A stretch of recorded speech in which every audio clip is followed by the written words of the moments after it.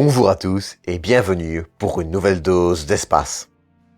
Et au programme de cet épisode, l'orbiteur lunaire Lunar Reconnaissance Orbiter. Cependant, avant de commencer, j'aimerais vous inviter à laisser le traditionnel pouce bleu et commentaire pour le référencement, ainsi qu'à partager cette vidéo et à vous abonner en activant la cloche si ce n'est pas déjà le cas. Vous pouvez également regarder quelques pubs sur Utip si vous le désirez. D'autre part, j'aimerais également signaler que cet épisode est le premier où j'intègre des rendus 3D faits maison. Il se peut donc qu'il y ait quelques inexactitudes dans les rendus. Ces rendus seront donc signalés par une petite banderole de texte comme ceci. Sur ce, j'ai déjà beaucoup trop parlé, bon visionnage. Nous sommes à Cap Canaveral, en Floride, le 18 juin 2009. Il est 21h32 et une Atlas V décolle. 1. Main engine ignition and liftoff of the Atlas V rocket with LRO Alacross, America's first step in a lasting return to the moon.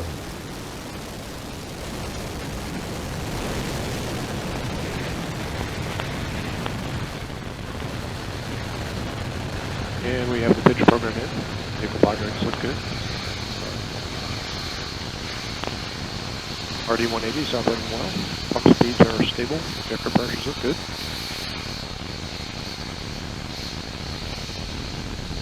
Bus and battery voltages are stable. Tank pressures look good. RD-180 is continuing to operate. Sous sa coiffe, deux missions de la NASA qui partent toutes deux étudier notre satellite. Vous l'aurez peut-être deviné, aujourd'hui, on va prendre 5 minutes pour parler des missions Lunar Reconnaissance Orbiter et LCROSS.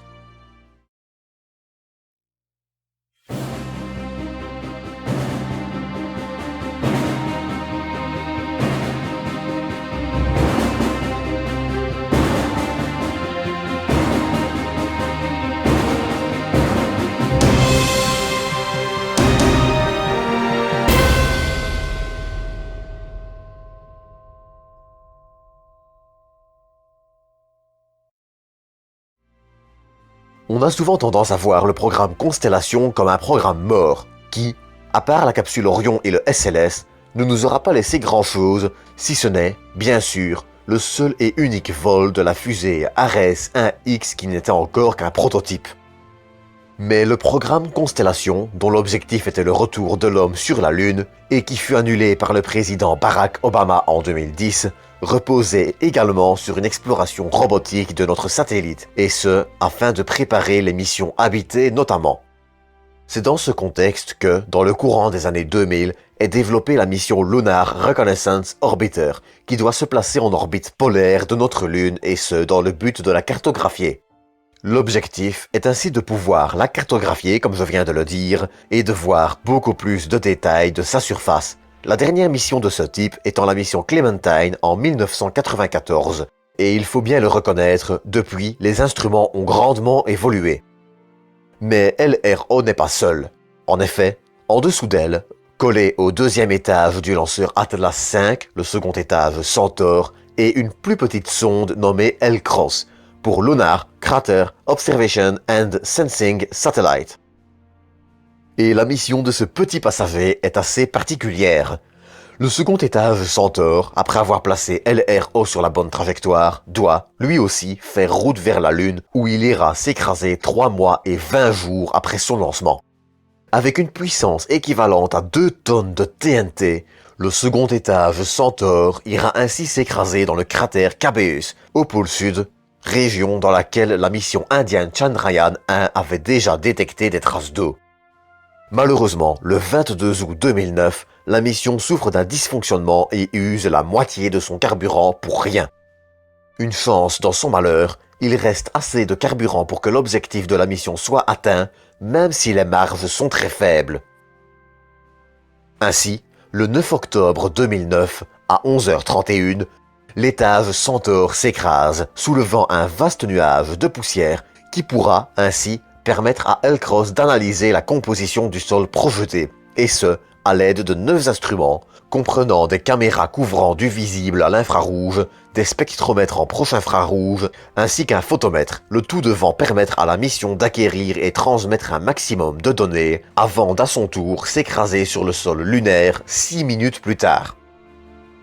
Malgré sa mission assez courte, L-Cross aura permis de mieux connaître la composition de notre Lune et nous aura également transmis quelques jolies photos comme celle-ci. Mais revenons au sujet principal de cet épisode, à savoir la mission LRO, qui est elle aussi très intéressante. Car il faut le reconnaître, même si la mission n'est ni la plus connue ni la plus ambitieuse, elle aura permis différentes avancées et se sera rendue utile plus d'une fois. Et pour ça, justement, la mission est équipée de 7 instruments, dont voici un très rapide résumé afin de voir leur utilité et les objectifs de la mission. En premier, il y a Crater, dont l'objectif est de mesurer les radiations autour de la Lune, permettant ainsi de mieux mesurer le potentiel risque qu'elle représente. Vient ensuite Diviner, dédié aux mesures thermiques du sol lunaire. Le troisième, nommé LAMP, est lui dédié à la recherche de glace d'eau dans les cratères des pôles qui ne sont jamais exposés au soleil. Pour cela, il utilise entre autres les ultraviolets réfléchis par la glace et venant des étoiles. Le quatrième, LAND, est lui un instrument dédié à la mesure des cratères et à la détection de glace proche de la surface. Vient en cinquième Lola, un altimètre laser dédié à la mesure topographique de la Lune afin de mesurer le terrain et ses reliefs. Vient ensuite l'instrument qui est probablement le plus emblématique, LROC, pour Lunar Reconnaissance Orbiter Camera. Cette caméra permet, lors de passages à très basse altitude, moins de 50 km, de voir des détails de près de 50 cm à la surface de la Lune. Il est d'ailleurs à noter que la mission a déjà frôlé les pôles à 20 km d'altitude. La caméra permet ainsi à la mission d'acquérir près de 100 Tera d'images, incluant, par exemple, les sites d'atterrissage des missions Apollo 11, 12, 14, 15, 16 et 17, ainsi que l'atterrisseur américain Surveyor 1, lancé en 1966. La caméra a ainsi permis d'imager une grande partie de la Lune et nous a également retourné des photos à couper le souffle, comme par exemple ce magnifique lever de terre. Ou encore ici, l'ombre de la Lune sur la Terre, au-dessus des États-Unis, pendant l'éclipse du 21 août 2017. Pour clôturer le chapitre sur les instruments, LRO embarque également un petit radar miniature nommé Mini-RF qui permit lui aussi la détection d'eau. Mais le principal travail de Lunar Reconnaissance Orbiter ne sera finalement pas si éloigné de ses objectifs pour le programme Constellation. En effet, bien que la mission n'ait pas encore aidé à sélectionner un site d'atterrissage pour de potentielles missions habitées, ces données ont, en revanche, été plus qu'utiles pour la sélection de sites d'atterrissage pour plusieurs missions lunaires robotisées. Et cela pourrait même encore aller plus loin. Avec le programme Artemis, et si celui-ci est maintenu et un succès, les données de Lunar Reconnaissance Orbiter seront très précieuses pour la sélection des sites d'atterrissage d'Artemis, tant pour l'aspect scientifique du choix du terrain que pour l'aspect pratique et sécurité. Mais LRO a également permis une autre chose, mais pour ça un tout petit peu d'histoire. Comme vous le savez peut-être, les missions Apollo laissaient des sismomètres sur place. Par la suite, le troisième étage S4B venait s'écraser sur la Lune pour permettre aux sismomètres d'enregistrer l'impact et aux équipes au sol d'en déduire les propriétés du sol lunaire. LRO a ainsi permis de retrouver 5 de ces cratères d'impact d'une quarantaine de mètres, comme ici, celui d'Apollo 16.